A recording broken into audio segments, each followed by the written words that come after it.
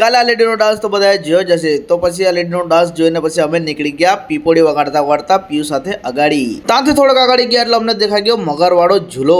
આ ઝૂલામાં કોણ કોણ બેઠેલું છે અને કોને કોને બહુ બીક લાગેલી છે કોમેન્ટ કરજો. ઝૂલો જોઈ લે એટલે બધા કે આપણે બી બેહ્યા એટલે અમે બી ફટાક દઈને ટિકિટ લઈને ચડી ગયા. ભાઈ ટિકિટ બહુ મોંઘી હતી. ઝૂલામાં બેહતાની હાથે જ અમારા ફ્રેન્ડ મળી ગયા એટલે હાય હેલો કરી લીધું ફટાફટ. પછી થોડીક વાર એના ઝૂલાવાળે એની ગાડી ચાલુ કરી હતી. થોડીક વાર તો બહુ મજા આવી. જેમ ઝૂલાવાળો સ્પીડ વધારે તેમ અમારો જીવ તો ઉપર નીચે થાય. બેહતાને હાથે જ 250 ખાણ ભગવાન યાદ આવી ગયા બહુ જોરમાં.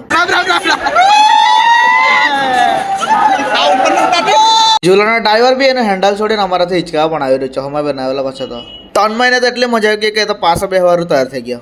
ઝૂલામાં બહેને ભાઈ લોકો તો બહુ ખુશ થઈ ગયા એટલે અમે પછી ગયા ડાયરેક્ટ ચાઉમીન ખાવા. 20 રૂપિયા આડું બહુ જ ખાધું. ચાઉમીન ખાઈને લાગે એવી તરસ એટલે ફટાક દઈને આવી દે એક ગુટકાઈ ચા. અને તમને આ વ્લોગ કેવો લાગ્યો પસંદ આવ્યો તો ફટાફટ ભાઈને ફોલો કર્યો જલ્દી જલ્દી.